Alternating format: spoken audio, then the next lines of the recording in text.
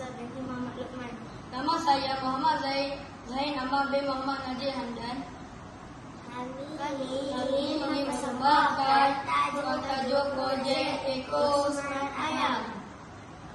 Alatan yang diperlukan untuk membuat ekosistem ayam: gergaji besi, pembaris kayu, beg marker, pisau, botol mineral, penutup PVC, kertas A4, paip PVC, ragum besi.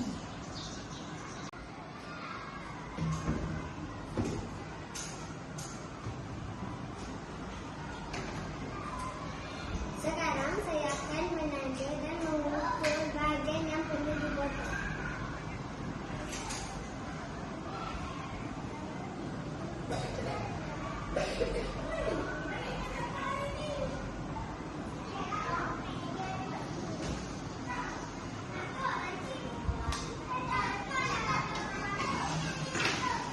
Dan saya akan memotong.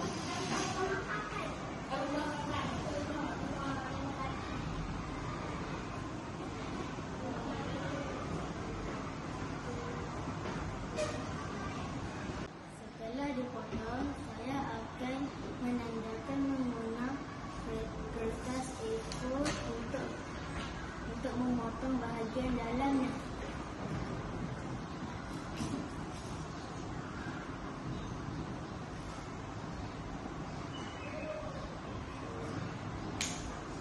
Setelah saya memotong bahagian tengahnya,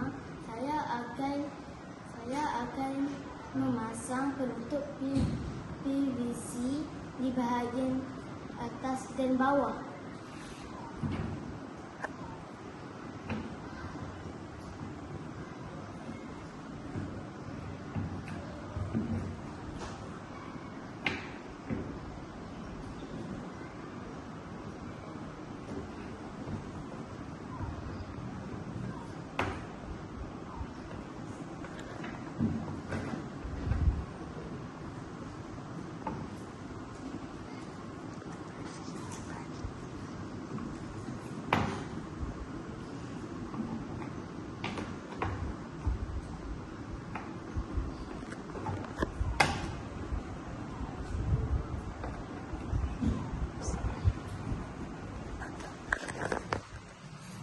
Setelah air dimasukkan ke dalam botol mineral, maka terhasillah ekosistem ayam.